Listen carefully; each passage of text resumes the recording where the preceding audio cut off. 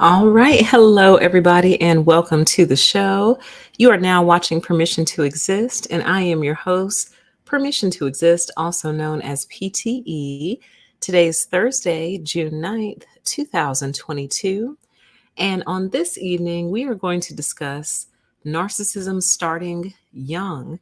But before we do, I want to give a big shout out to everybody who supports the channel in any meaningful way, be that Patreon, Cash App, Super Chatting, or liking, commenting on the videos, and subscribing. I appreciate you all so very much, as well as your support. So thank you to every single person who does support the channel in some meaningful way, because YouTube shows the channel no love. I know for a fact they didn't really send out notifications for this. I just got one, but I was looking in other places and it's almost like this video doesn't even exist, like it's not even happening. So I appreciate you guys' support. It all matters and it all counts. So I thank you all so very much. Welcome. Hey, Attitude Problem. Good to have you. Welcome to everyone as you fill into the chat. I have an interesting show for you all this evening. I mentioned this before, and we're actually going to go ahead and do it tonight. Tonight, we're going to talk about narcissism starting young. Now, most personality disorders emerge in the late teens, the late teenage years, in particular around age 19, which is another video I plan on doing sometime in the future. But what if it's possible to identify narcissists early on in life? Some of you might find what I have to say slightly controversial, and that's okay. A little controversy never hurt anyone. Keeping in mind that I actually used to be a teacher, a public school teacher. So, hey, Brandon, welcome to the show. So, with that knowledge, I actually feel like I have quite the leg to stand on. And you combine that knowledge with the knowledge that I have of narcissists, and I think my opinion is pretty sound, but always open to opposite opinions and things of that nature. What we're going to look at tonight is an article that was published actually back in 1992. And it's an individual who taught for 30 years.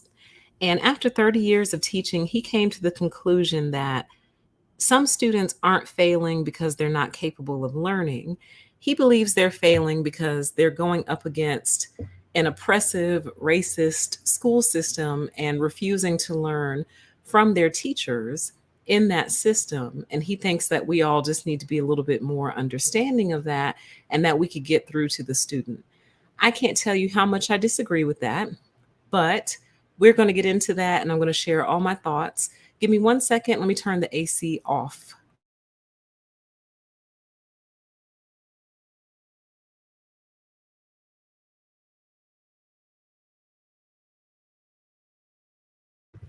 It loves to come on right as I go live.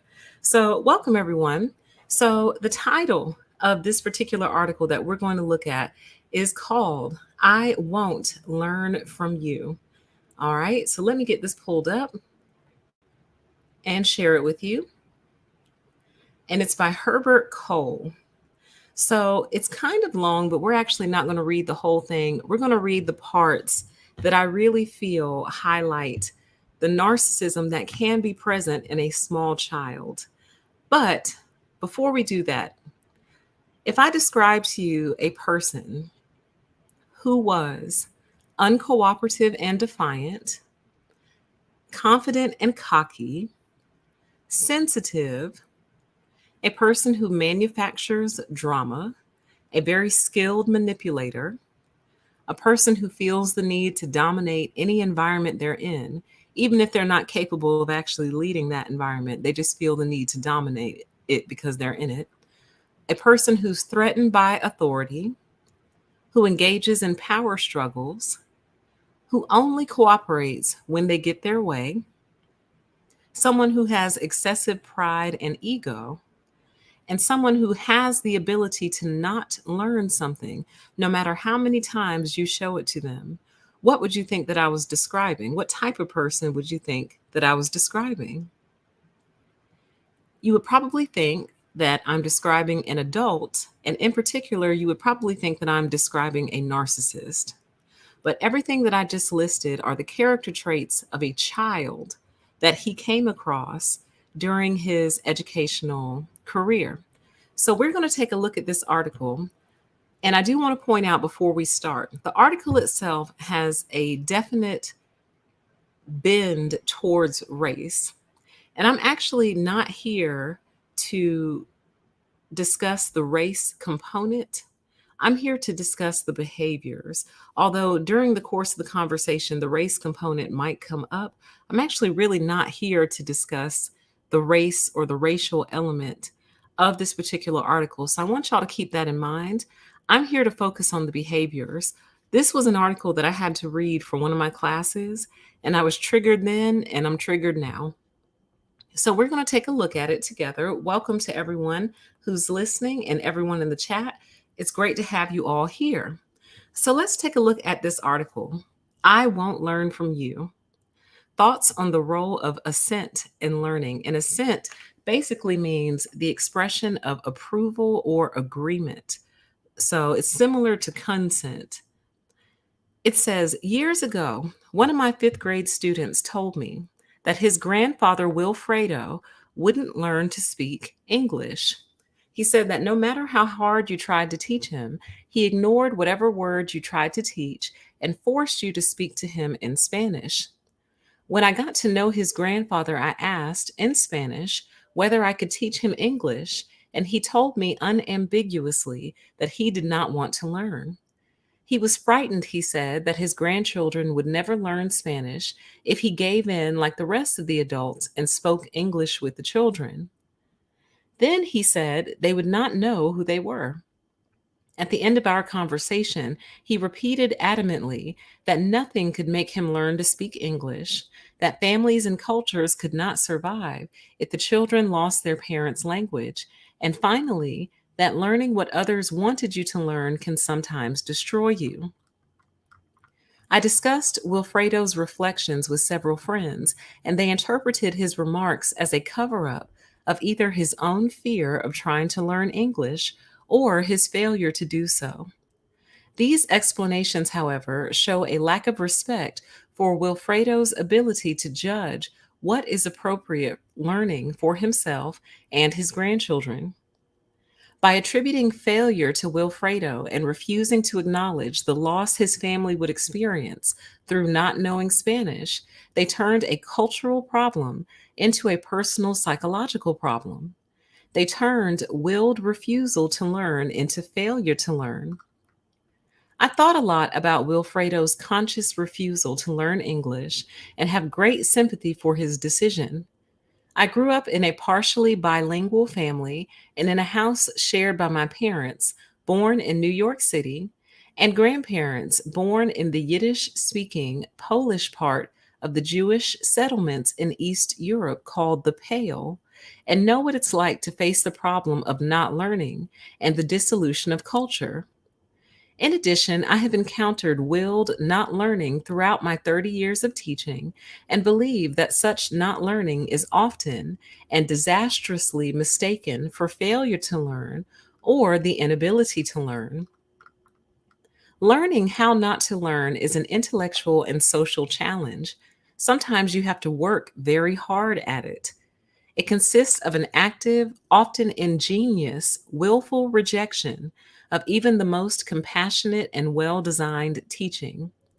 It subverts attempts at remediation as much as it rejects learning in the first place. It was through insight into my own not learning that I began to understand the inner world of students who chose to not learn what I wanted to teach. Over the years, I've come to side with them in their refusal to be molded by a hostile society and have come to look upon not learning as positive and healthy in many situations. Not learning tends to take place when someone has to deal with unavoidable challenges to his or her personal and family loyalties, integrity, and identity.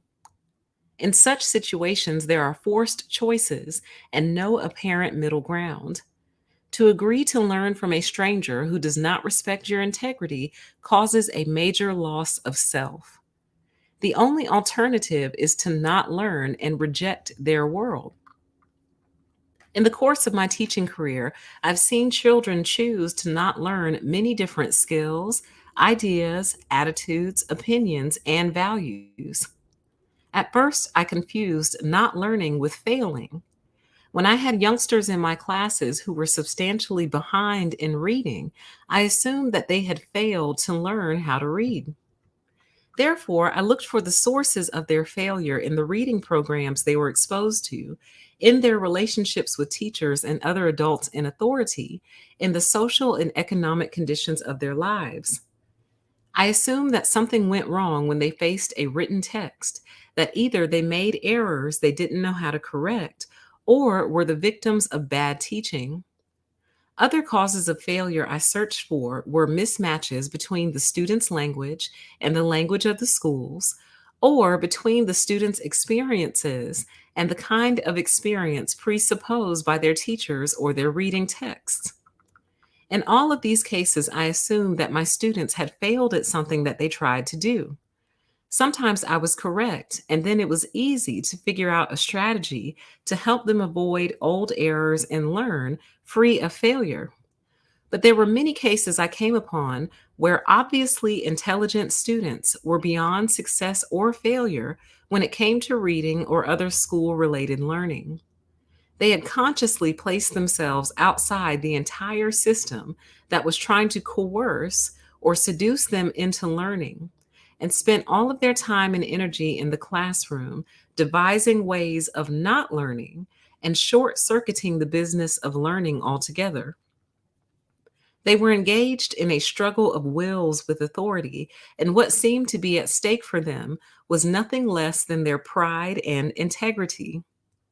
Most of them did not believe they were failures or inferior to students who succeeded on the school's terms, and it was easy to distinguish them from the wounded, self effacing students who wanted to learn and had not been able to do so. So that's the intro. Now, for the student that is actually going to highlight, in my opinion, narcissism starting young and starting in children. Okay, here we go. This section is entitled Barry's Not Learning. I remember one student, Barry, who was in one of my combined kindergarten and first grade classes in Berkeley in the 1970s. He had been held back in the first grade by his previous teacher for being uncooperative, defiant, and not ready for the demands of second grade. He was sent to my class because it was multi-age graded, and the principal hoped I could get him to catch up and go on with other students his age by the end of the year. Barry was confident and cocky, but not rude. From his comments in class, it was clear that he was quite sensitive and intelligent. The other students in the class respected him as the best fighter and athlete in class, and as a skilled and funny storyteller. During the first week of school, one of the students mentioned to me that their last year's teacher was afraid of Barry. I've seen a number of cases where white teachers treat very young African American boys as if they were 17, over 6 feet tall, addicted to drugs, and menacing. Barry was a victim of the manifestation of racism.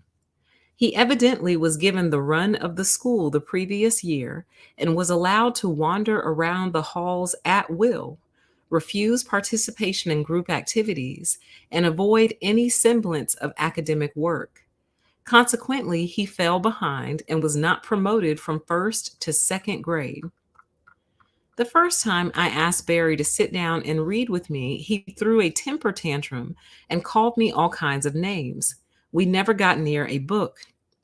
I had to relate to his behavior, not his reading. There was no way for me to discover the level of his skills or his knowledge of how reading works. I tried to get him to read a few more times and watched his responses to me very carefully. His tantrums were clearly manufactured on the spot. They were a strategy of not reading. He never got close enough to a book to have failed to learn how to read. The year before, this response had the effect he wanted. He was left alone, and as a bonus, gained status in the eyes of the other children as someone teachers feared. Not reading, as tragic as it might become in his future, was very successful for him as a kindergartner. My job as a teacher was to get him to feel more empowered doing reading than practicing his active not learning to read.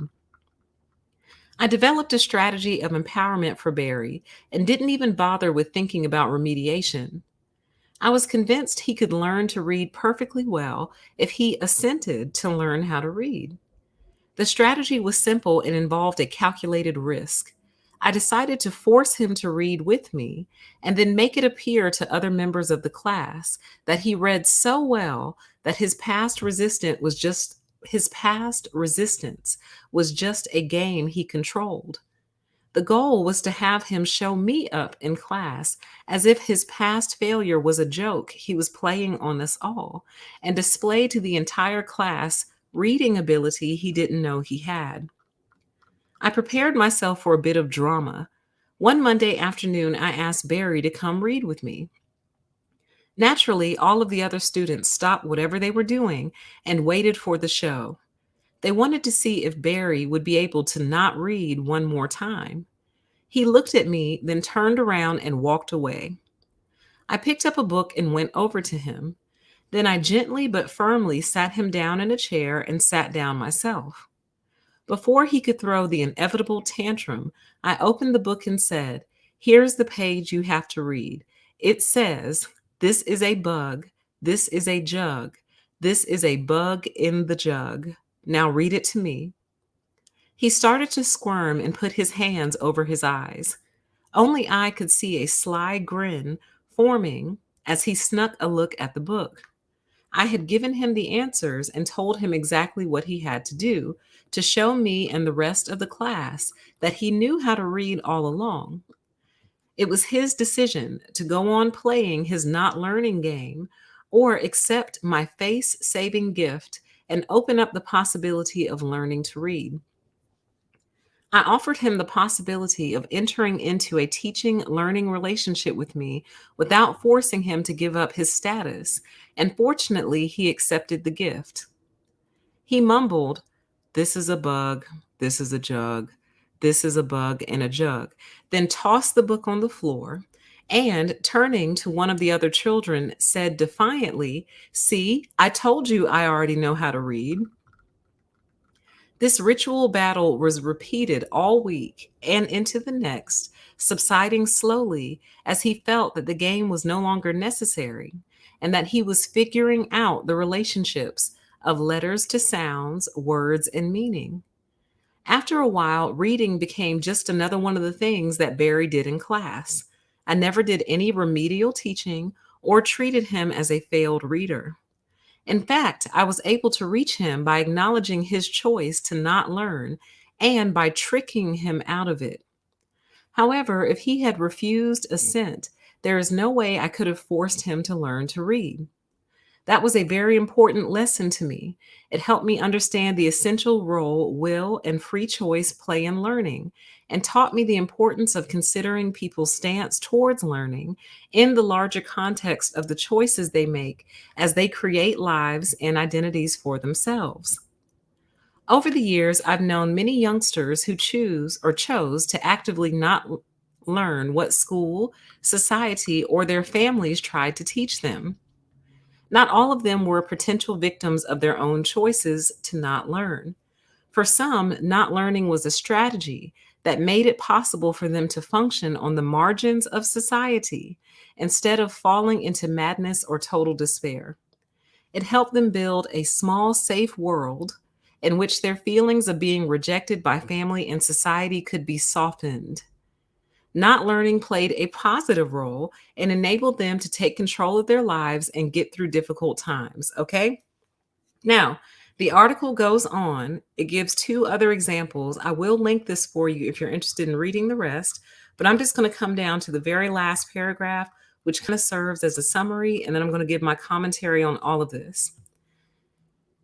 It says, "No amount of educational research, no development of techniques or materials, No special programs or compensatory services, no restructuring or retraining of teachers will make any fundamental difference until we concede that for many students, the only sane alternative to not learning is the acknowledgement and direct confrontation of oppression, social, sexual, and economic, both in school and in society.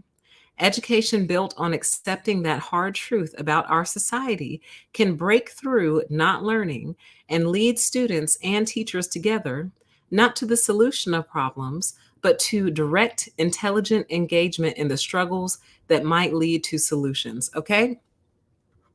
All right. So, man, I don't even know where to start.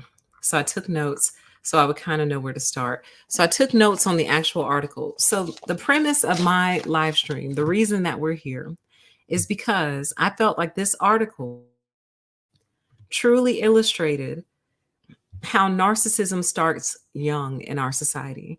Now, the article takes a very distinct angle in saying that basically Barry didn't want to learn because he felt oppressed. But keep in mind, Barry was a first grader who was being held back from, hold on. Yes, he was a first grader being held back from second grade. That means we're talking about a 6-year-old. And most second graders are 7. So he was between the ages of 6 and 7 years old, is what we're talking about here. We're not talking about a high schooler or a teenager. We're talking about a 6-year-old. Okay. So I really don't know that a 6-year-old even truly has an understanding of what oppression is. You're 6. I don't think I would have been able to grasp oppression at age 6. And I was apparently a pretty bright child. So, in my opinion, this article is a work of delusion. And if this article was published today, they would call it woke. Okay. And I'm not against wokeness necessarily. I do believe we need to examine things from our past and our present to see where we're doing things right and where we're doing things wrong. However, for you to say that by age 6, he basically couldn't read, you guys. He couldn't read, this is a bug, this is a jug, this is a bug in a jug. He couldn't even do that. And for you to make excuses for him for not being able to read, saying that he felt oppressed by a racist school system, he's 6. Okay? But I wanted to call out very specific things from this article. Okay. So remember, this is Barry. Barry has been held back from going to the second grade because he was uncooperative, defiant, and not ready for the demands of second grade. Okay. So that's first of all. And when we think in terms of narcissism, all I could think to myself when I had to read this for class was, oh, this is a future narc, probably a current one. But this is definitely a future narcissist. He's uncooperative and defiant, confident and cocky, but sensitive at the same time. He manufactures drama. He's a skilled manipulator. He feels the need to dominate the environment that he's in. Remember, it said that they let him roam around the school because nobody knew what to do with him. He was threatened by authority and engages in power struggles, only cooperates when he gets his way, has pride and ego to protect. And on top of all that, the quality that I believe makes him a little baby narc is the fact that he can actively not learn something. And I've said that before.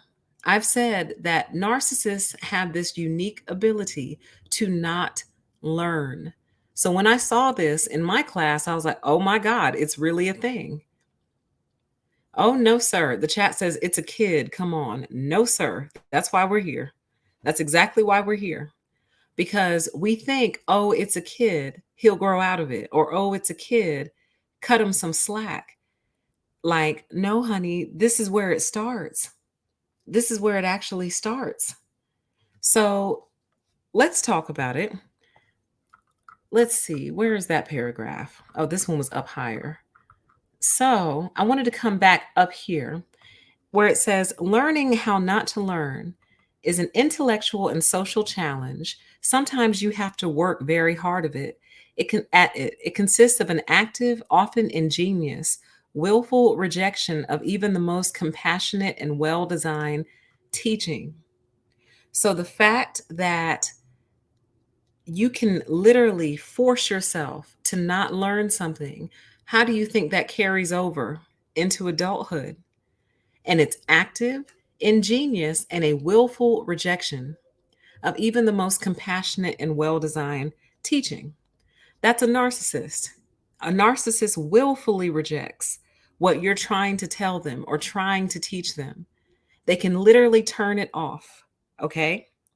So then later on in that same paragraph, it says, over the years, I've come to side with them in their refusal to be molded by a hostile society and have come to look upon not learning as positive and healthy in many situations.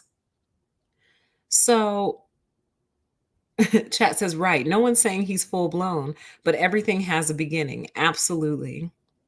So, here's my question with this. And like I said, I was trying to leave the race element out of this, but it looks like I might have to bring it in because otherwise it may not make any sense. First of all, this kid is 6 years old. So, does he have any understanding of a hostile society? Could he even truly interpret that unless his parents just sit around and talk about it all day and all night? But we're talking about a 6-year-old, you guys. Okay? You're refusing to be molded by a hostile society. So then here is my question. Why did your parents bring you into a hostile society then? It sounds to me that your anger is misplaced. He's putting up this anger and this defense against the teachers who truly are trying to help him, just trying to help him learn how to read simple things. But really, it's your parents who brought you into this hostile society. That's where your anger needs to be placed. Like, mom, dad, why did you bring me here with all these crazy people? And we're also talking about the 1970s, by the way. Okay. So there's that. And then if you'll remember at the start of the article, he was talking about Wilfredo's grandfather being unwilling to learn English. Now, it's not that I don't understand that. People want to hold on to their culture, and that makes perfect sense. But what he didn't clarify in this article is where they were. And I don't know where I'm getting this from, but I believe they were somewhere in New York City. So my question is, if that's how you feel, why did you come? Like, if you felt like it was hostile, so hostile to the point where you don't want to learn the language because the society is hostile, why did you place yourself in a hostile situation? Chat says willfulness, entitlement, and blame shifting. Absolutely. Like, I just cannot process that. And some people will say, well, where they came from was even worse. Well, where they came from also was not trying to force them to learn a different language or ask them to learn a different language. Do you see what I mean? Like, people take this victimization thing too far. They take it too far. I'm sorry, you take it too far. Like, I understand holding on to the culture, but my question is this: would learning another language cause you to forget your own? I don't think it does. Now, I'm not bilingual, so I can't speak to that. But I believe that even if I were to become fluent in another language, I wouldn't forget English. So, chat says narcs always hurt the people that help and love them the most, and love the people that abuse and hurt them. Absolutely. So, chat says some people want to argue so bad and they're mad. And then I guess it says, can you imagine the conferences with parents of these kids? I bet it's a disaster and a nightmare. That's why so many people are quitting teaching. They're quitting because you have to put up with this kind of stuff. I just don't understand placing yourself in a situation on purpose and then getting mad at the situation as it already is, or placing yourself essentially in someone else's home and then trying to dictate the rules of their home. Kind of like the person who said in that one article that we reviewed, here's why I won't be taking my shoes off and your shoes off home. Like, really? Like, why do you think you can dictate the rules in someone else's atmosphere? The chat says maladaptive. Like, I completely agree. So, and again, I'm not trying to lack compassion. I'm not saying people should drop their culture, drop their language, and just adopt English and adopt America and just become American. No, I think that was kind of the whole point of America, for people to come and be free and be who they were and have their culture, have their ethnicity, have their religion, and not be harassed for it. I think that was the whole point of America. But, to what extent is you holding on or refusing to learn even the basics? Is that helping you or hurting you? And in Barry's case, the little boy, the 6-year-old, it's going to hurt him ultimately. So this is the 70s. Barry has to be an adult by now. What do you think Barry's life looks like today? Because the article never says so. The article never says today Barry is a healthy, thriving, successful adult with a family of his own. I guarantee you Barry's life has not shaped up to be all that great. So when you're taking a stand and you're protesting against something, it's because you believe there's something better on the other side of that protest. But what's on the other side of illiteracy? Like, if you're actively keeping yourself illiterate, do you know another language? Kind of like Wilfredo's grandfather at least knows another language. So he's not illiterate, he just doesn't know English. Okay, fair. But in Barry's case, what other option does he have? Barry is not saying, no, I refuse to learn English because I have my own language. Barry doesn't know any language. So, do you see what I mean? So you're going to protest and take this stand. There should be something better on the other side of your protest. But what's on the other side of illiteracy? So let's continue. So they don't want to be molded by a hostile society. Barry didn't have a choice but be born into it. But Wilfredo's grandfather, I really do wonder, like, did you place yourself smack dab in the middle of what you call a hostile society only to what? Complain? Like, did you come just to come? It doesn't make sense to me. Do you see what I mean? So, anyway, let's continue. Where is this one? Not learning starts with not learning. Oh, it was right after that one. So, we kind of covered that already. It says not learning tends to take place when someone has to deal with unavoidable challenges to his or her personal and family loyalties, integrity, and identity. In such situations, there are forced choices and no apparent middle ground. To agree to learn from a stranger who does not respect your integrity causes a major loss of self. The only alternative is to not learn and reject their world. Again, we're talking about two people here, Wilfredo's grandfather and a 6-year-old.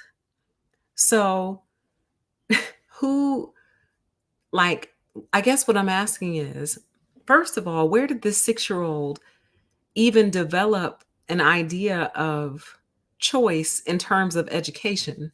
It's not like we are living in the 1800s where he could say, you know what? I don't want to go to school. I just want to work on the farm with my parents all day. That's kind of a choice before they made public school mandatory. That would have been a choice. Like, nah, I think I'm going to work on the farm instead. There's not really many other options here. He's 6. Like, he's 6 years old. So, do you see what I mean? So then it begs the question, forced by whom? Again, his anger is misplaced. If he's a 6-year-old in elementary school, chances are your parents are forcing you to be there. Your parents in the state. But does Barry at 6 years old have any concept of the state? Do you see what I mean? So that's why I say narcissism starts young. He's just bucking up against it, really just to be bucking up against it. He's not old enough to understand those things. A high schooler, maybe. A high schooler could be like, man, I don't want to be here. I'd rather go work a part-time job and, just drop out and do whatever. But he's 6. So where is he getting this from? And that's kind of the root of my argument. Where is he even getting the concept of a forced choice and no apparent middle ground? He's 6. So this rebellion is coming from somewhere. Do you see what I mean? It's coming from somewhere. The question is where? What's inspiring this little rebellion and uprising, okay? So then let's scroll down a little bit more. Here's where I felt like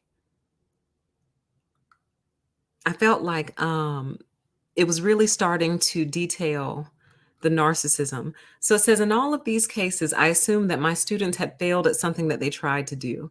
Sometimes I was correct, and then it was easy to figure out a strategy to help them. But there were many cases I came upon where obviously intelligent students were beyond success or failure. My goodness. Then that must mean that you're kind of hopeless then. When it came to reading or other school related learning, like how are you beyond success or failure? To me, that means you're hopeless. They had consciously placed themselves outside the entire system that was trying to coerce them or seduce them into learning, and spent all of their time and energy in the classroom devising ways of not learning and short circuiting the business of learning altogether. So keep in mind, Barry is 6. Okay. So where you have the wherewithal to even place yourself outside of a system, then the language the author used, I thought was interesting, that said was trying to coerce them or seduce them into learning. I don't consider learning language coercion or seduction. Ooh, chat says outside of society, aka antisocial. Absolutely. Chat says this is literally the seed of criminality. Speak on it. I'm going to display that comment. Speak on it, preach on it. This is literally the seed of criminality. Guys, this is where it starts.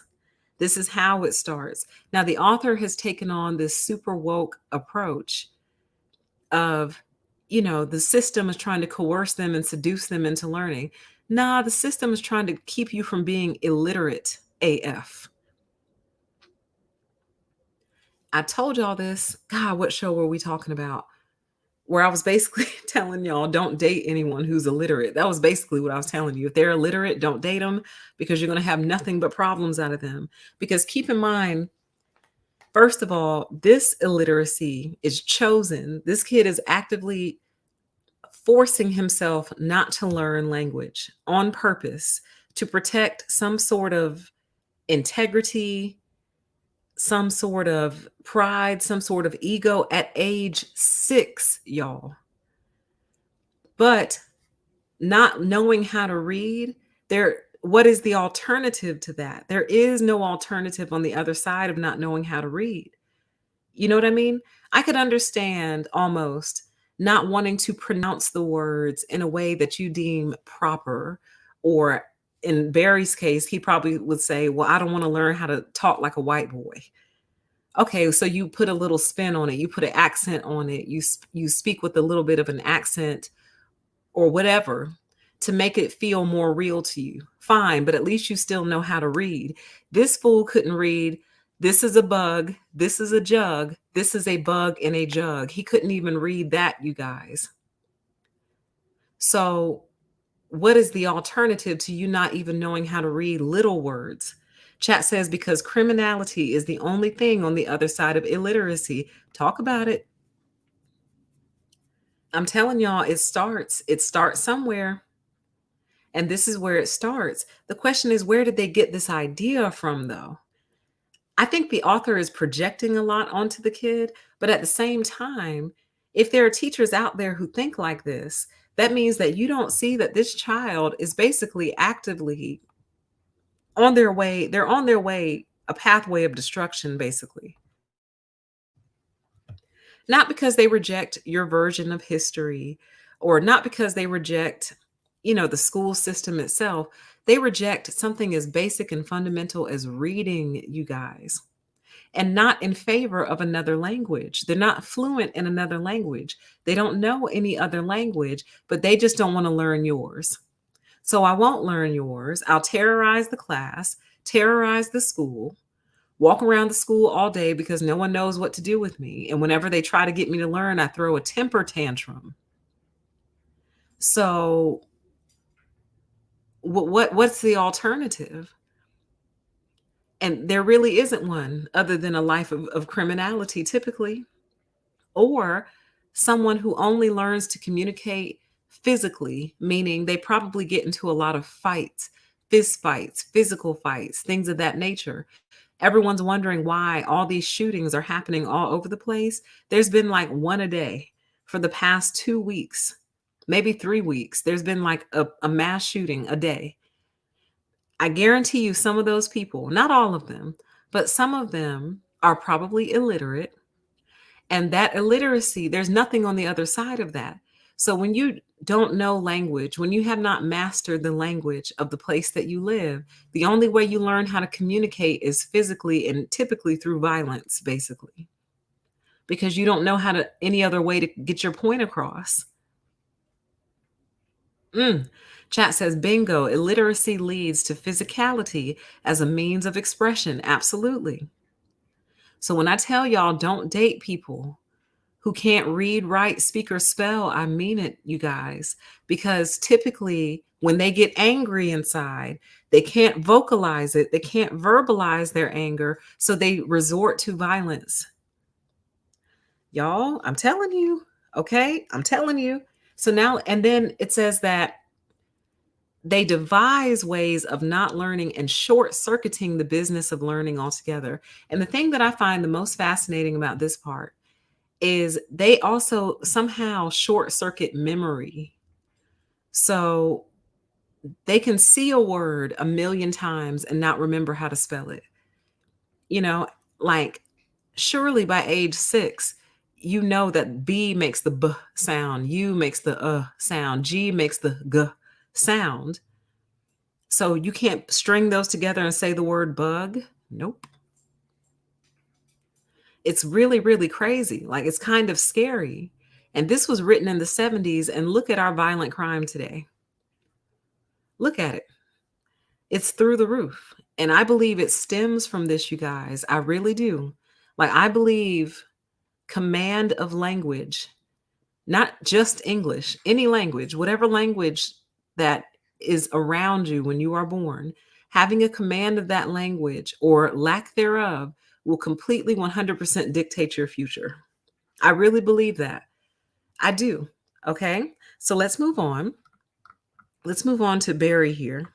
So he got held back for being uncooperative and defiant, antisocial, and was told that he wasn't ready for the demands of the second grade. He was confident and cocky, but then it said that he was not rude, which is a rare combination. Usually they're rude also. But how can you say he's not rude when he literally would throw a temper tantrum and call you names anytime you tried to teach him how to read?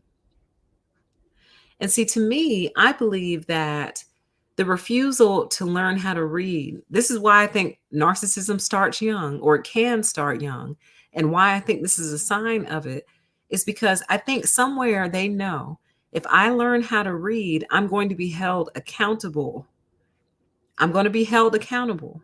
But as long as I don't know how to read, I can always lean on that excuse. Well, I didn't know what to do because I don't know how to read. I couldn't follow the instructions because the instructions were written and I don't know how to read. It's like an excuse that you can keep in your back pocket. Well, I don't know how to read anyway, so how could I have followed the instructions on the instruction manual? I can't read. You see what I mean? It's like a way to ensure no one can hold you accountable for anything because they know that you can't read. Okay? So let's go down a little bit more. And it's talking about how it says he evidently was given the run of the school the previous year, was allowed to wander around the halls at will, refuse participation in group activities, and avoid any semblance of academic work. You know what this made me think? And you all might think that this is harsh, but I said to myself when I read that part, I said, well, first of all, I said he was a free range nightmare. But aside from being a free range nightmare, I said to myself, this is why they used to spank children in schools. This is why they used to beat them. Because in the absence of getting paddled, this is what they turn into. In the absence of strong discipline, this is what happens. They just let him roam wild. Like, well, I can't handle him. Nobody can deal with him. So they just let him wander the halls. He didn't have to participate in group activities, and he didn't have to do any work because he was so good at purposely not learning and not allowing himself to be educated. They just let him roam free, a free range nightmare. Chat says they fight learning every step of the process. Trust me, absolutely. So chat says, and they see not having all the control as being oppressed. Absolutely. And keeping in mind, this is a 6-year-old. So it's like, you're not an adult, little boy. You're not an adult. You don't get to roam around the school. And see, I feel like the type of disciplinarian I am is the type that says, get mad all you want to. You're going to stay in this classroom because he's not an adult. He's 6. It's not like a 16-year-old where you could say, well, you know what? Go ahead. You can leave. And the 16-year-old can go get a job at McDonald's or Arby's or the grocery store. You know what I mean? They're almost adults. So I don't believe in putting that much structure. I mean, obviously, high school students need structure as well, but they're almost 18 years old. So you don't want to be here. You don't want to learn. You don't want to do your work. Well, you're not going to disrupt my class. Those who want to learn have a right to that education. They have a right to learn. So you can get out and go find your way in life. This kid is 6. Where do you think you're going? The chat says, free range nightmare sounds like a possessed chicken. That's exactly what it is. It's a possessed chicken. Chat says, this is negligence. Negligence is typically the root to narcissism being created, along with other mental health issues and most problems in society. I agree. You have to lay the smack down on kids like this, and you have to let them get mad, get angry, ball your fist up, do all that, cry. And it's not being cruel. It's teaching them, number 1, you're 6. Number 2, there are rules here. There's rules in life.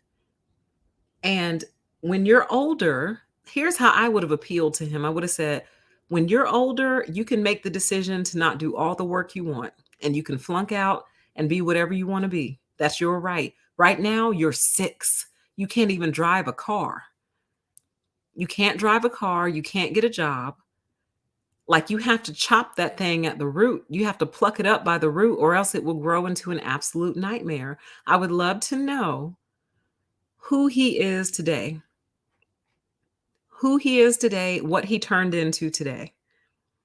Because I guarantee you, he didn't grow up to be a very successful person. Because just like it said, this is negligence. The adults allowing this to go on because they couldn't handle him. And believe me, he does sound like a little nightmare. But you have to remember, you're the adult. Let him cry. Let him throw a tantrum. Just don't touch me. Just don't touch me. But you can sit over there. You can pout. You can scream. You can throw your book on the floor. Do all that. But you're 6. Remember that you're 6 years old. I'm telling you, like, they almost respond to that level of that level of discipline, I guess you could say. You know what I mean? And you're also giving them a choice. You're saying, I'm giving you the choice to throw your temper tantrum, but you're not going to roam the halls of this school. You're not an adult. You're not grown. You're not, you know? Now, to play devil's advocate a little bit, a lot of people say little boys really don't do well in school because they're being asked to sit still all day and focus and read and do all that. And I think you might actually have an argument there. However, same question I've been asking the whole entire time. What is the alternative? They don't have a school for boys where the boys can just go outside and play Power Rangers all day. They don't. Maybe they should develop that. Give them a school where they can be up, moving around, building something, working on something, using their hands more than just sitting at a desk. Maybe that is asking too much, but since that doesn't exist, what is the alternative? You don't have one. Go sit in the corner and cry, and when you're done crying, would you like to learn how to read? Enabling, what a perfect term. Chat says enabling. They enabled it. They enabled this behavior because he was such a disaster nightmare. Okay. So let's see. What are the notes that I take here? What are the notes? Okay. So this really bothered me as a former teacher. And I'm not a parent, but if I was a parent, this would bother me. So he said, I developed a strategy of empowerment for Barry and didn't even bother with thinking about remediation. I was convinced he could learn to read perfectly well if he assented to learn how to read. The strategy was simple and involved a calculated risk.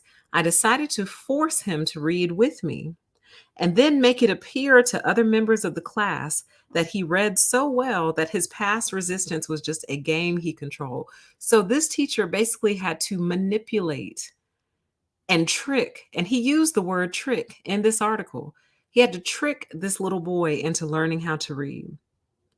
And my question as a former educator is, who has time for that? Who has time to basically manipulate a child into learning how to read? You have to manipulate them or trick them. And he had to play into this kid's budding narcissism to teach him how to read. So basically, I'm going to give you all the word, I'm going to give you all the answers. Then you pretend like you already knew that.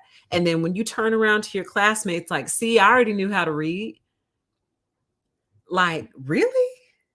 Who has time for that? Are you going to write that into your lesson plan? Like from 8 a.m. to 9 a.m., we're going to do, word vocabulary. Then from 9 a.m. to 9:30, I got to manipulate this one kid into reading to save his ego at 6 years old. And then I'll focus on the rest of the kids.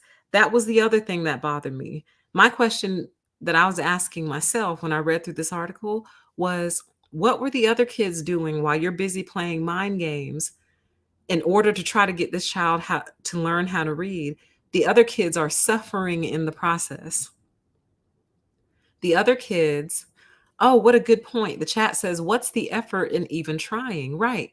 So what you've just taught him is, I really don't have to learn these things on my own. Some adult or someone else will always give me all the answers. Then I can just pass that off and pretend that they were my answers to save face.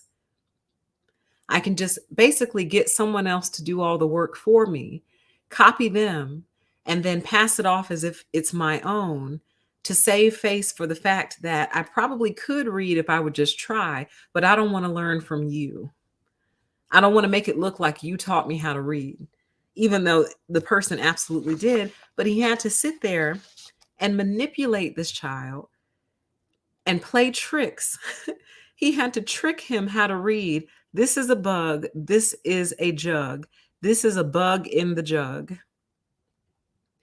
And keep in mind, the chat says, oh my God, you do not need to pacify a 6-year-old's ego. I agree completely. Like, at age 6, a 6-year-old should have not mastery, because they just came out of kindergarten. But in kindergarten, they teach you all your letters and things like that. They start teaching you how to read in kindergarten, and in preschool, if you went, they start teaching you how to read in preschool. That was a very basic sentence. This is a bug. This is a jug. This is a bug in the jug. Couldn't even do that. Like, that's a failure on multiple levels. But the biggest failure is that they allowed him and his narcissism essentially to override their authority. And I know that a lot of kids struggle with authority, but again, your struggle with authority is only leading to your illiteracy. Like, you're going to be found out. It's going to be found out that you're illiterate as hell as you get older. You know what I mean?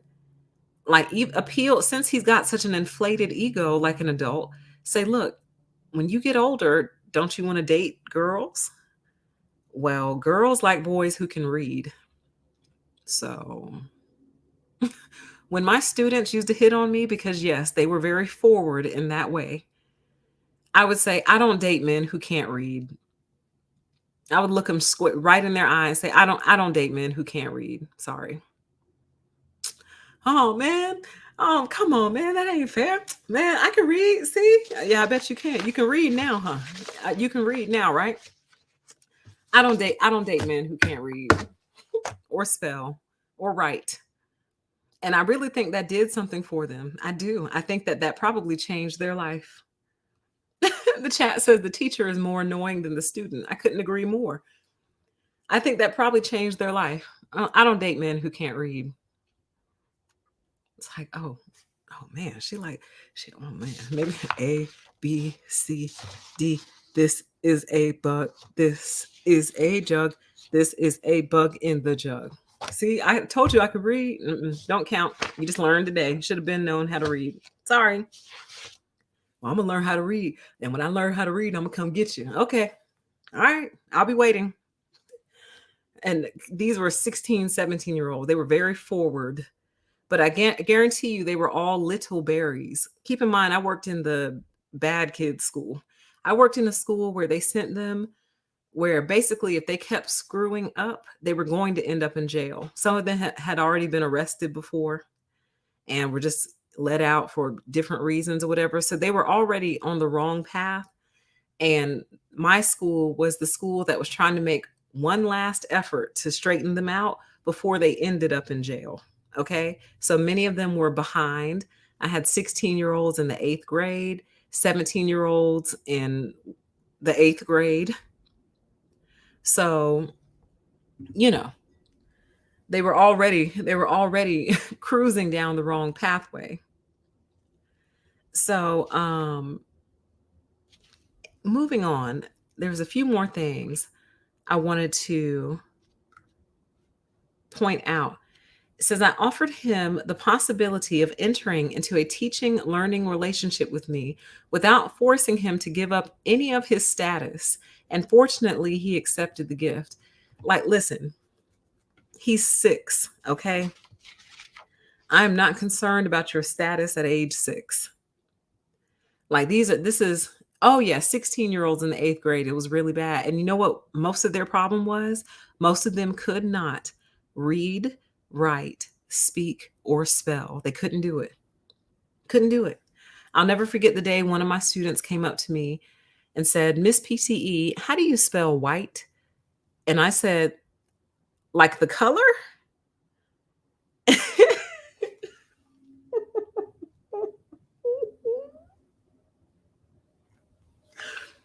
That was my reaction. I said, like the color? As if there's another white word, white, that even sounds like white. I think I was just so struck by it. He said, how do you spell white? I said, like the color? He said, yeah. And I just paused for a second. I just looked at him and I was just thinking to myself, oh my God, you're doomed. Because he was like 16 years old. I said, WHITE. Are you serious?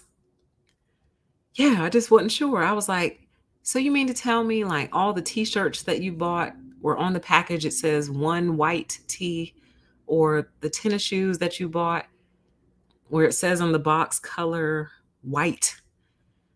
All the different ways, different times, different instances the word white has appeared in front of your face and nothing?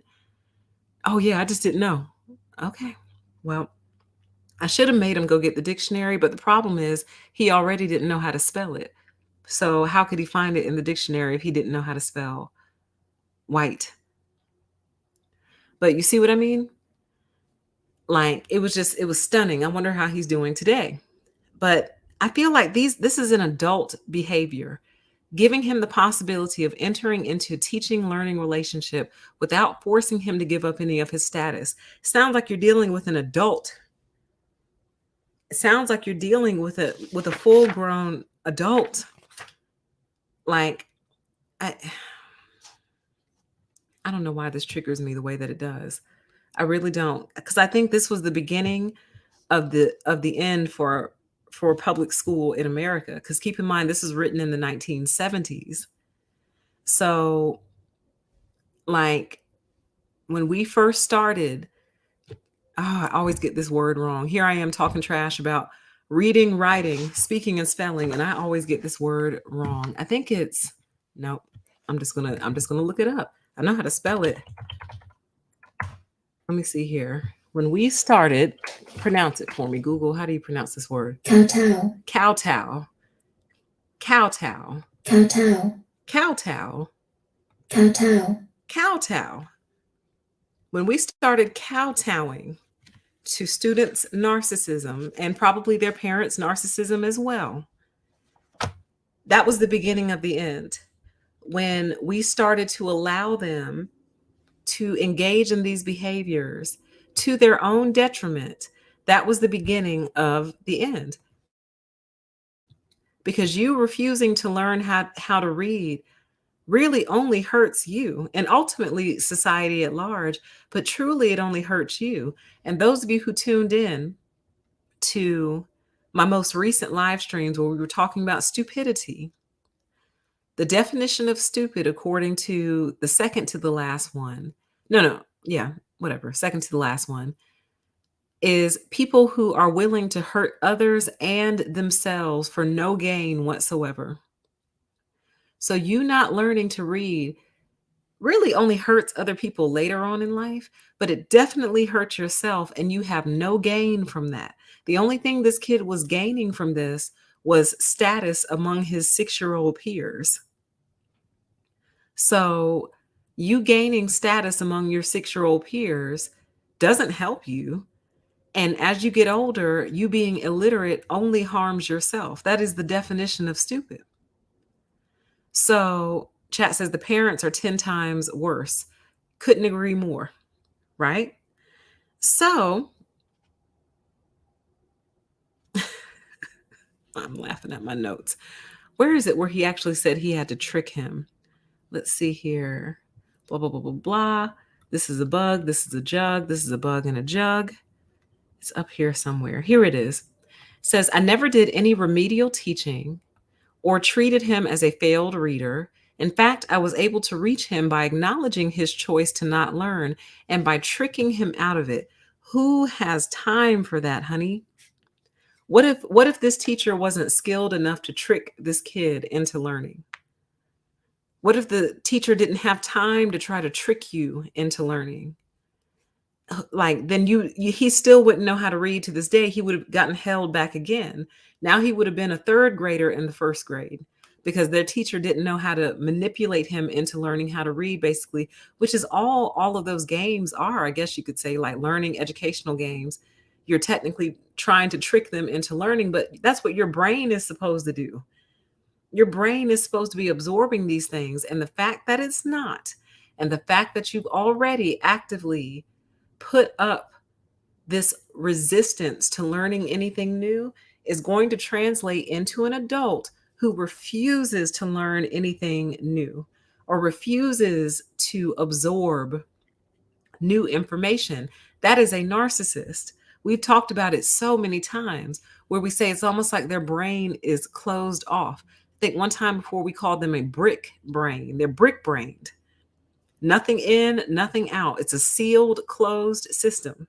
And then I wrote off, I wrote off to the side, we do have a place for people like these, and it's called prison. So there is a home for them. There is a place for people who absolutely refuse to learn, and it's called prison. Because this is my thing. Keep in mind that this article takes the position that the reason I'm assuming Herbert Cole is a white male. Let me see if I can find out really quick. Let me see. Herbert Cole. Picture. Let me see if I can find a picture. Yeah, he's a white male, right? So the premise of this article is Barry, a young black boy, didn't want to learn from Herbert because Herbert's a white male. Okay. All right. Well, what is your alternative then? How do you explain then the schools that have predominantly black teachers and the students are still failing because they refuse to learn from them too? or refuse to learn from a teacher because she's maybe a Black woman. You know what I mean? But they don't give the Black male teachers any more grace, because a lot of Black male teachers quit because they recognize this little thing needs to be body slammed. I'm sorry, and I'm not advocating for for harm against children. I'm really not. But they recognize that if you don't jack him up at this early age, he's gone forever. And they want to jack him up, but they can't by law. So they just quit. Because it's like, I'm not going to sit here and be disrespected by a 6-year-old. And when I'm trying to help him learn. And again, it would be one thing if they were trying to literally strip you of your identity and brainwash you into being someone else. I could see putting up a resistance against that. We're just trying to teach you your ABCs here and your 1, 2, 3s. We're just trying to teach you basics, and you're resisting the basics because of my race. And wouldn't that be the fundamental definition of racism? I don't want to learn from you because you're a white male. So you're prejudging him, you're prejudging his intentions, all because of his skin color, but then turn around and complain that the reason you don't want to learn is because you feel oppressed by your skin color. Like, it makes no sense. This is where this victimhood mentality is created. This is where it starts. But where did you get that from at age 6, though? Where does that come from at age 6? You feel oppressed by the man at age 6? How do you even know who the man is? Do you see what I mean? That's why I say narcissism starts young, because I feel like narcissism doesn't even know why it's doing it. It doesn't have a rhyme or a reason. It just knows, I need to resist this. I need to resist all of this. I need to resist learning my ABCs. I need to resist learning my 1, 2, 3s, and just resist. No matter what, just resist. Resist. Okay? So I think that concludes all my notes. Again, the article does go on. I will link it for you if you want to read the rest, because basically the next example that he gives was a young man who was resistant to everything he was being taught in high school.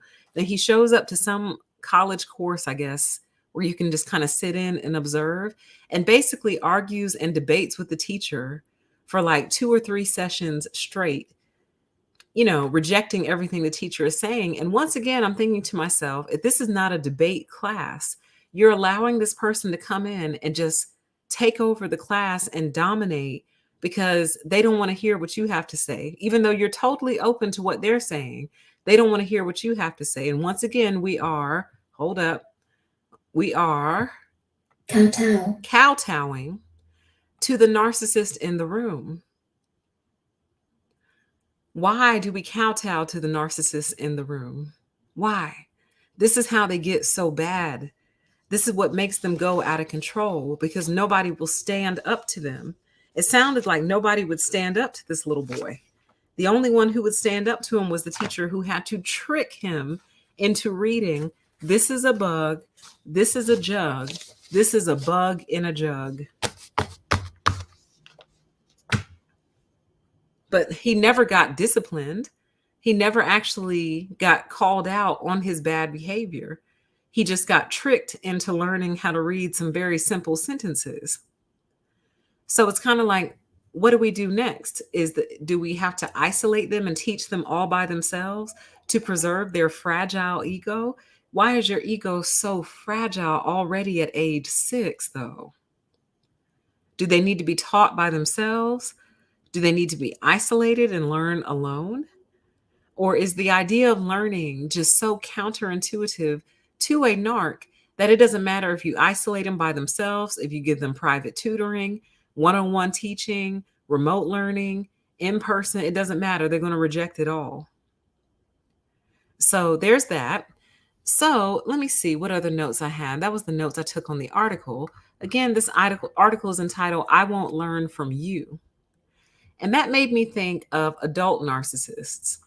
And when you're trying to bring something to an adult narcissist's attention, what if it's not that they can't comprehend it? is that they refuse to learn it from you. They refuse to learn whatever it is you're trying to teach them from you. They don't want to learn it from you. They want to learn it from someone else.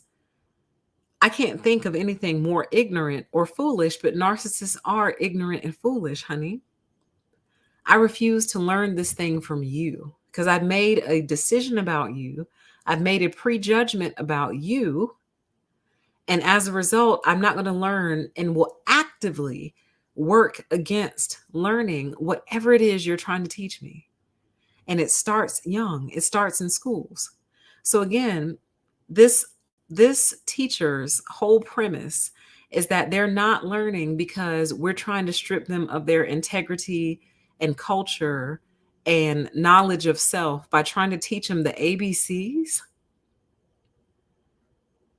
Just teaching them how language works. And see, that would be my question to them. Like, okay, you don't want to learn English. Would you like to learn Spanish? We can arrange to have a Spanish tutor come in and teach you Spanish. Would you prefer to learn Spanish? Do you want to learn French? Would you like to learn some other language other than English? Because we can arrange for that to happen. So you have to challenge narcs.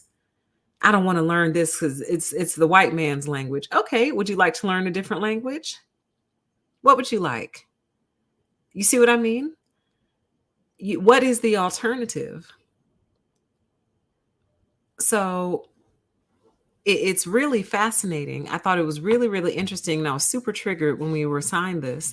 And I made a really, really triggered discussion post. I think I was like, I think when I made that discussion post, I was like, time to stop making excuses for bad behavior. I was like, this is bad behavior and we're trying to justify it with all this other stuff. I'm like, guys, stop. And that might be why certain groups of kids are falling so far behind, because instead of us confronting the bad behavior directly and head on, we make up, well, they are growing up in a racist, oppressive system. Like later on in the article, I didn't read this part to you guys, but he mentioned, oh, yes, I did, where it says that, they're trying to go to school in this racist school system, but he never says what made it racist. What made the school system racist? Can you give me an example? They're racist because they're trying to teach you how to read? That doesn't make sense. And I'm not saying racism in schools doesn't exist or hasn't existed or historically. I mean, look at Ruby Bridges. She had to be escorted into the school by armed security just to get her education. Hopefully I'm talking about the right person. I'm pretty sure I am. Ruby Bridges. I'm on keyboard. Yes. Okay.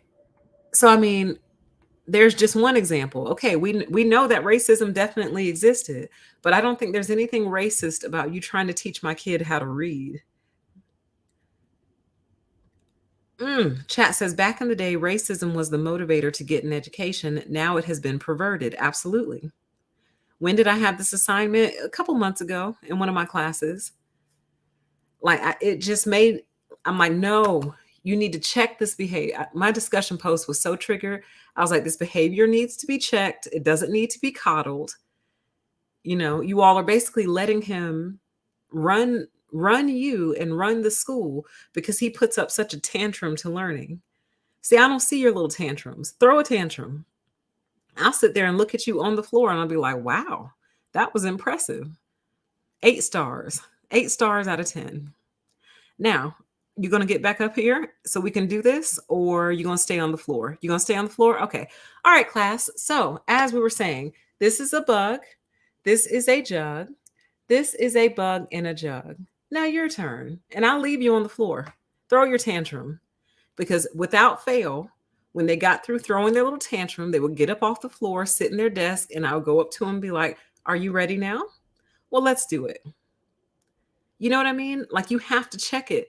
But instead, they want people to sit here and manipulate the kid into learning how to read. That's crazy to me. That's crazy. And you're basically making it to where he is never going to learn cooperation. He's never going to learn cooperation without manipulation or coercion or threats or anything like that. But the bigger question for me is, where on earth did that come from? At age 6, to me, that implies that people might be born narcissistic. They might be born that way because at by age 6, you're still a kid basically. You're a child. So where did this come from? Is it genetic? Yeah, they're setting them up for failure in life. Absolutely. Is this a genetic thing? You know, you've only been alive for 6 years. So it's coming from somewhere. That's why the title of this stream is Narcissism Starts Young. So let me give a few more thoughts and then we'll get out of here, okay? So let me run through my notes really quick. Again, I started off the show by asking if I described a person to you who was uncooperative and defiant, confident and cocky, but sensitive though, someone who manufactures drama, is a skilled manipulator, feels the need to dominate any environment they're in, even if they're not qualified to do so, is threatened by authority, engages in power struggles, only cooperates when they get their way, has excessive pride and ego, and on top of everything else, has the ability to not learn something, no matter how many times they've been shown, and no matter how well that thing that's being shown to them is taught. Who would you think that I was describing? And I would estimate that most people would think that I was describing an adult narcissist, but I'm actually describing a child. Somebody said my mother.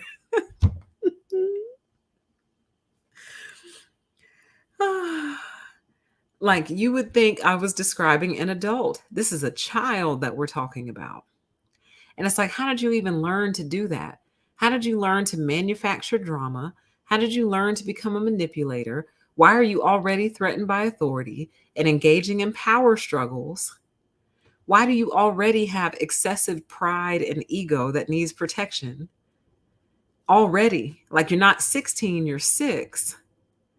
So where did it come from? And it's like, it almost seems like they're too young for this to be learned behavior. You're 6. You just got through being 5. Chat says it might be correctable if you catch it very early, but most folks don't pick up on it in time and it just solidifies. Absolutely.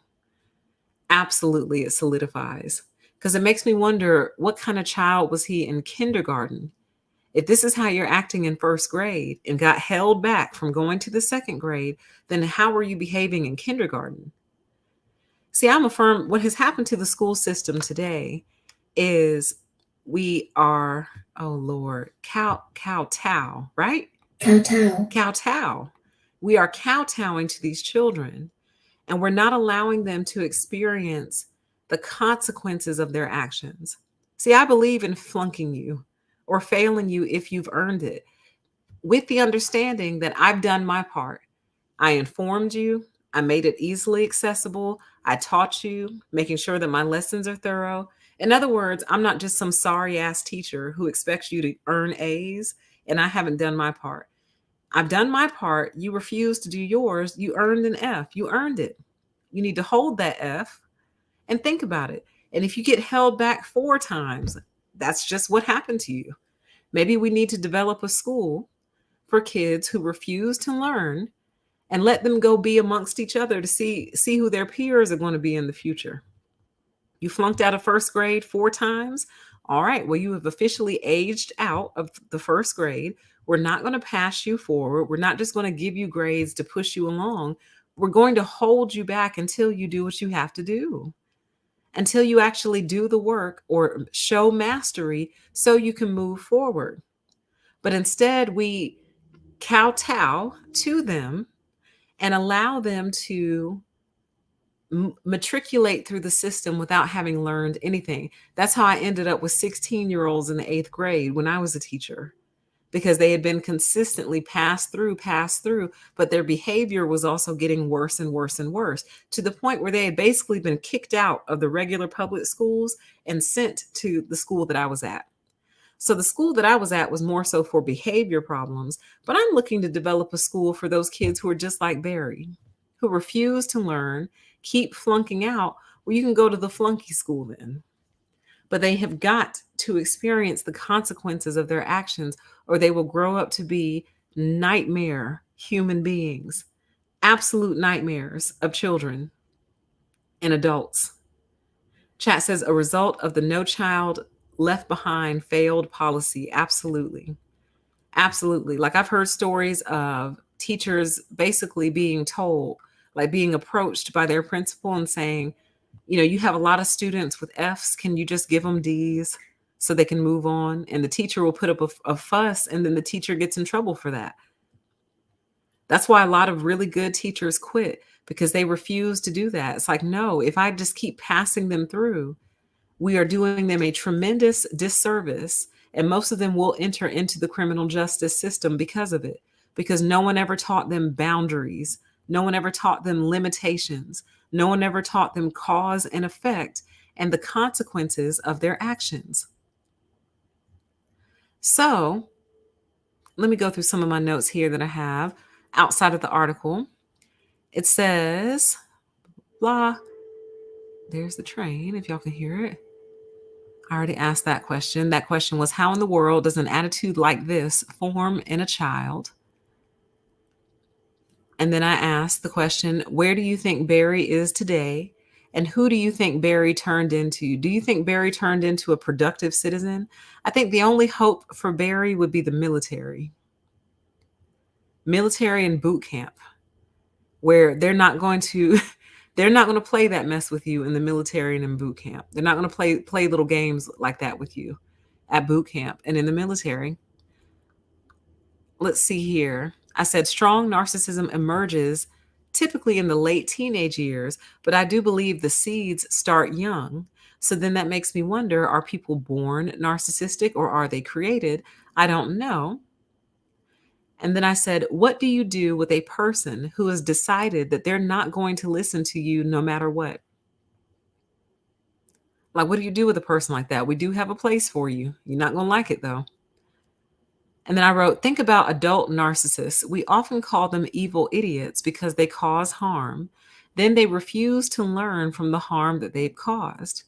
They might even repeat the behavior. So it sounds like they decided that they're not going to learn from you specifically. But just like Barry, they need or want something from you, but won't play by your rules. What kind of nightmare creation is this?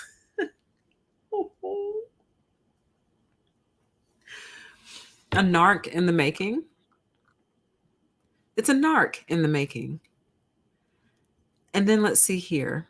So then I had some other questions that were kind of more so dealing with the article itself. I said, is it oppressive to try and force someone to learn who doesn't want to? I mean, I guess that is a good question. If he doesn't want to learn, should we be trying to force him to? Or should we just let life eat him alive? That's a good question. Do we just let life eat the child alive? Or do we try to force him to learn just basic communication skills so he can survive? I don't know what the answer is. Because where would you put a 6-year-old who doesn't want to go to school? I'm sure the parents have to work, so he can't stay home. He can't stay home all day. There's no farm for him to go work on. He can't get a job. So what do we do with a 6-year-old who just simply refuses to learn and doesn't really want to be in school? I don't know. Then, oh yeah, here's another good question. I said, do you think the same children are cooperative at home? That's a question more so for the author, because the author is basically saying the reason they act this way is because they're oppressed and the school system is racist. Okay, well, with that logic, then, do you think the same child is cooperative at home? Or do you think he gives his mother and father pure hell? I would estimate that he probably gives his mother and father, pure hell at home. He's probably a discipline problem at home also. So the question is, who's going to fix this before it gets out of control? The parents can't do anything with him. The schools can't do anything with him. So who's going to step in before it gets out of control? You know who typically ends up stepping in? The police. At some point in time later on in life, the police typically end up stepping in to control this wild, out of control, free range nightmare. And it's sad because that's really the problem. Like, most criminality, I think, is born out of this idea that I'm not going to listen to anybody. I'm not going to listen. The law. Exactly. Somebody else said the therapist. I'm not going to listen to anybody. I'm not going to listen to my mother. I'm not going to listen to my father. I'm not going to listen to my grandmother. I'm not going to listen to my grandfather. I'm certainly not going to listen to the teachers. I'm not going to listen to the principal. I'm not going to listen to anybody, until somebody literally comes in and makes you listen. I think the way I've said it before in the past is that narcissists are either stopped by the law or they're stopped by nature, basically. So, one way or another, though, they are stopped. Either the law will stop you or the laws of nature will stop you. But something's going to stop you. It's like they are born going against the laws of nature. They buck up against life itself. It's almost like they're angry that they're here. They're angry that they were born, you know? And if you're born into some really terrible circumstances, I could understand that. But at the same time, like, then what's the alternative then? You see what I mean? Like, and they usually discover the alternative, jail or death. That's why that is such an old trope that a lot of teachers really shouldn't be saying to kids, but they do. But it's true. An old cliche is the word I was looking for, where they tell a kid, you're going to end up in jail or dead. Again, I don't think that they should be saying that to children, but they really are sharing with them a very valuable truth. If you keep this up, you are going to end up in one of two places. So the question then becomes, what type of creature is born going against life itself? Now, that could be a conversation for a deeper PTE, but what type of person is born basically anti-life? They're born anti. Like, and the question is why though? Again, it's almost like they're angry with life itself. Just the simple fact that they're even here is what's upsetting to them. Like, no, how did I get born on planet Earth? No. And they buck up against that reality every single day of their lives until they are stopped by the law or death. Chat says an angry soul. Born angry, born rebellious, born resistant. It's so interesting to me. I think it's fascinating. Like, I feel like I've heard parents say before, like, they just like when they're holding their baby, they kind of know, like, this is a good child or this is a bad child. Something along those lines, like they can just sense it. Some of those children gave parents trouble in the womb. Like, the mom just knew this one's a problem when he was still in utero. So it makes you wonder then, can two different types of souls be born on this planet? Again, this is a conversation more for a deeper PTE, which is my other channel. Go check it out. Link in the description box. But I don't know. I just think it's fascinating. I thought this article was fascinating. I'll go ahead and drop it in the chat, and I will link it after the show. I'll give you all this link right now, because why are you born anti-life? You're against life from day one, basically. And it's almost like, I hate everything. I refuse absolutely everything. And I refuse to cooperate with any parts of this. It's very interesting. So I did want to do a quick disclaimer. I don't want to discount the presence of bad teachers, incompetent teachers, rude teachers, mean teachers. I do not want to discount poor or outdated educational content or schools and teachers that are simply out of touch. Like you're just a terrible teacher, so they don't want to cooperate with you because you're a bad teacher. Like I know that that happens, but again, keep in mind that this child is 6. Ooh, chat says, but could it be just like other deformations? It could be a form of a deformation or a birth injury of some kind that they haven't given a name yet. Because it's almost like a creature being born with no survival instincts.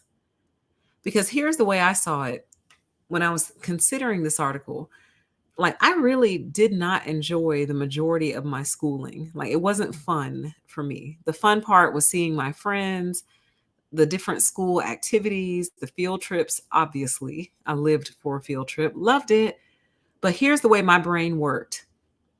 Well, there's nothing I can do about this right now. I'm 14 years old. I can't get a job. I don't have a car. I can't drive, and even if I could, I'd still live with my parents. So my only way out of this nightmare that I call school is to cooperate, get the grades so I can get the F out of here and move on with my adult life. And that's kind of the way I viewed it.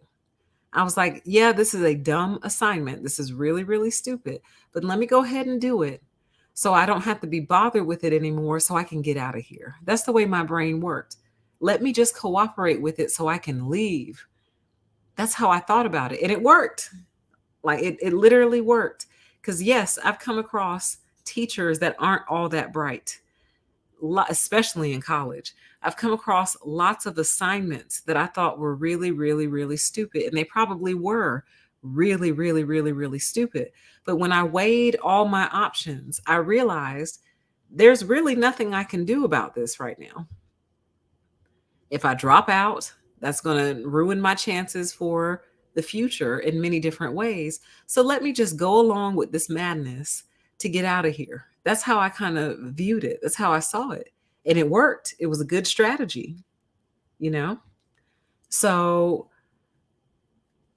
I guess I recognized, I think I was better at coming to terms with reality. You see what I mean? And thinking ahead and thinking into the future. Yes, this is a dumb assignment. Excuse me. Yes, this might even be a dumb teacher, but what other choices do I have in this moment? So let me go ahead and cooperate so I can get this little grade so I can get out of here. And it worked. And that's how I saw it. But it's almost like these kids don't realize or don't have the ability, not these kids, but Barry in particular, number one, didn't realize that he was 6 years old. Number two, didn't realize just how temporarily stuck he really was. You're 6, honey. You can't get a job. You can't drive. What else are you going to do right now? You see what I mean? Chat says frontal lobe dystrophy. That's a good way of saying what these demon people are. I won't say that. I won't say the last part because I think everyone has some value, but they definitely lower their value to society and themselves even. Interesting. Chat says, I have a nephew who was a crying ass baby. He was very smart academically and athletic. He ended up with schizophrenia and is now in prison for life for murder. He used to tell me about his dark dreams. Interesting.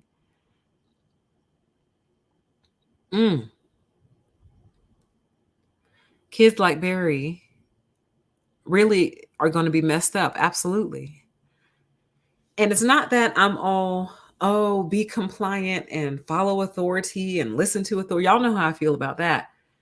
Or maybe you don't if you don't tune into A Deeper PTE. But, it's not that I'm saying he shouldn't challenge or that people shouldn't challenge what's placed before them. But at the same time, you have to be realistic. You're fighting against learning language, honey. One of the most basic things there is to learn. It's the first thing we asked you to do. The first thing we asked you to do was learn how to communicate. Learn your letters, learn words, learn how to string them together to make sentences and communicate. It's the first thing that you were asked to do. and you don't want to do that. So it's almost like a pick your battles type thing. And like I said earlier, what's on the other side of your protest?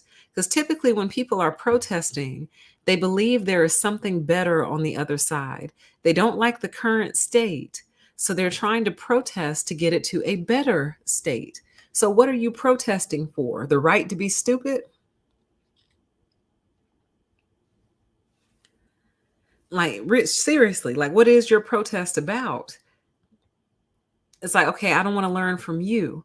Okay, well, if we bring in a black teacher, would you be willing to learn from a black teacher? Well, no, because she's a woman. Okay, would you like me to bring in a black male to teach you? No, because he's a man and he's going to try to tell me what to do, and I'm a man. Okay, well, then who will you learn from then? Who are you willing to learn from? And the answer is probably nobody. I don't want to learn. I don't want to learn anything.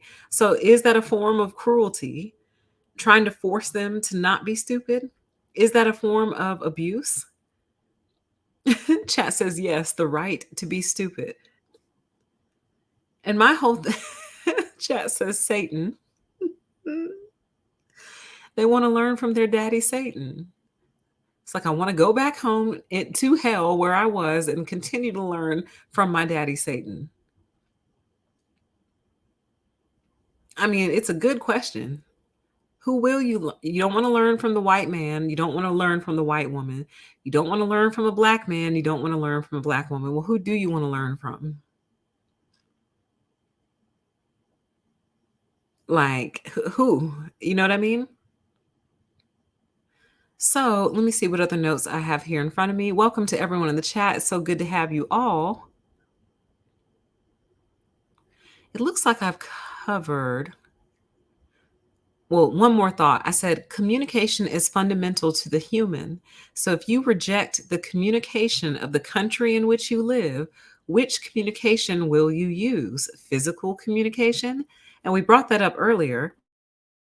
Again, I believe this is why the illiterate often end up in fights and in violent confrontations, because words are actually really helpful. They really, really are. And when you can put words to how you're feeling, a lot of times it helps you sort it out better. Like, think about how many times you've been going through something and you just wished you had a word for it. Think about how many of you, before you learned about narcissism, you could describe everything that you had been through with somebody. Then somebody finally gave it a name, and it's like the light bulb went off. You finally had a name for what you were going through. So the lack of descriptive terms and descriptive words for what you're thinking and feeling really is a problem. And if you're deeply illiterate, typically your only other option is to get physical, to communicate and express how you feel. So if you don't want to learn the language of where you are, what form of communication will you actually use? Tends to be physical communication, which lands you in prison. I told you we have a place for you. So let me give some closing thoughts and we'll get out of here. The purpose or the premise of this article, I Won't Learn From You by Herbert Cole, is essentially that the students that we think are failing in school are really not failing. They just don't want to learn from their unique teachers and they feel oppressed by the system. And so they reject the school itself, education, knowledge, and everything associated with it. My premise, though, is that I understand, especially here in America with our racial history and racial past, I understand you feeling like I don't want to assimilate into that particular culture. But then my question becomes, then what culture is waiting for you on the other side then? You're rejecting this one in favor of what? You're rejecting literacy in favor of what? You're rejecting education in favor of what? What is the alternative? And in my opinion, they have not created a better alternative to the one that is currently present. Now, is that me saying that the current school system is great and wonderful and doesn't need to be changed at all? Absolutely not. I think the whole entire thing needs to be overhauled for everybody's sake, not just the berries of the world. I think it's outdated. I think the content needs to be updated. I think they need to start teaching real world things, like teaching real things versus really nonsense, to be honest with you. Filling the kids' heads with nonsense to the point where they're bored all day long.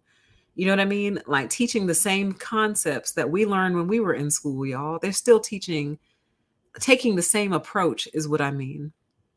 You know what I mean? So I think the whole entire educational system needs to be overhauled. I think we need to rethink a lot of things, including keeping kids in school till age 18. I think we need to cut them loose at age 16, let them go work. Nothing will teach you faster than work, but guess what? You still have to be able to do when you work. Read.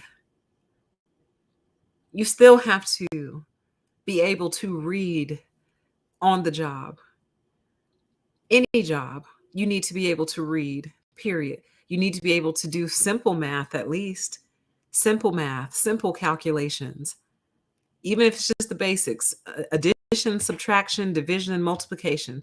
If we stop there, fine, but you need to at least know how to do that. Most jobs are going to require that of you. And as you move through life, you'll discover just how valuable reading really is. So, I think we need to cut them loose at age 16, let them go work. Let them work for 2 years, then let them go off to college. You know what I mean? Different programs for different types of kids and different types of people. Let them pursue different industries starting at a young age, Like, I really, really strongly believe that. So I say all that to say, no, I don't believe the school system is perfect and in no need of change or help. I think it's a desperate need of change and desperate need of help. However, that doesn't mean they get a free pass for purposely not knowing how to read, for displaying narcissistic traits, characteristics, and tendencies at age 6 that don't get corrected. A child like Barry gets corrected by asking him a bunch of questions like, all right, you don't want to learn to read. That's fine. What are you going to do instead? Or throwing out hypotheticals. Like, most girls like boys who can read, right? You know that, right? That most girls don't like little dummies. You do know that, right? You want to be stupid? You want the pretty girls, right? The pretty girls like boys who can read. Since we're playing mind games, manipulations, and tricks, do that kind of stuff. You got to get them to think, to break them out of these behaviors before they solidify. As someone in the chat says, oh my God, PTE, young adults couldn't sign their name. I had to teach cursive. How sad. How sad. You might need to know if you're bagging groceries. Think about it like this. If you have to open up the new pack of plastic bags or the new pack of paper bags and it says open here or this side up, like you need to know that stuff. If you're putting a frozen dinner in the microwave and it says remove plastic packaging before putting in the microwave, you need to know that stuff. If you're using a chemical and it says you need to ventilate the area that you're in before you start using this chemical, and you can't read the word ventilate, you're going to die. You're going to die in the living room or the bathroom, But maybe that's the problem. Maybe we've spent too much time trying to prevent that from happening. Maybe we need to let them die in the living room because they didn't engage in proper ventilation. You know what I mean? Maybe we need that. Maybe that's, maybe all these safety features that we have instituted in life have done nothing but preserve narcissistic individuals. For example, if you have to tell somebody to put on a seatbelt so they don't go flying through the windshield, and you have to make it a law, who are we really protecting here? Maybe you just need to simply say, this is a seatbelt. The purpose of a seatbelt is to prevent you from flying through the windshield in an accident. Give them the keys, tell them good luck, and let them make their choices. Chat says stop protecting them from themselves. Absolutely. Maybe we should stop protecting them from themselves. You just issue the warning. All you can do is issue the warning and then let them have at it. You know, you chose not to learn how to read. That's fine. So when you go to take this dosage of medication, it says take one per day with food, and you take four every single day with no food and you drop dead. I mean, maybe we need to let people make their choices. Chat says Darwinism. Maybe we need to let Darwinism have its way. Maybe that's the problem. Maybe that is the problem. It's something very, very interesting to think about. So, with that, you guys, I hope that that was interesting. I hope it was something for you to think about. Again, the premise is I really think narcissism starts young. And I think that this article gave us an opportunity to see that in action and to kind of see how it's formed, how the young narcissist thinks, and how the adults respond to that young narc that are probably making it worse, not better. Because that teacher is not going to be there all the time to trick him into reading something. You know, that's probably all he can read. This is a bug, this is a jug, this is a bug in a jug, and that's it. So I don't know. But I hope you all found that interesting. And I can't wait to read the live chat once it uploads. And for my replay squad, can't wait to read your comments as well. Okay. So good luck. Those of you who have children, you got to rebuke this little devil. You got to rebuke that demon, honey. Rebuke it young, rebuke it early before it takes root and you have a full-blown narcissist on your hands. Okay. So that's all I have to say on this subject. I hope you all have a great rest of the evening, and we will talk again very, very soon. Okay. Bye.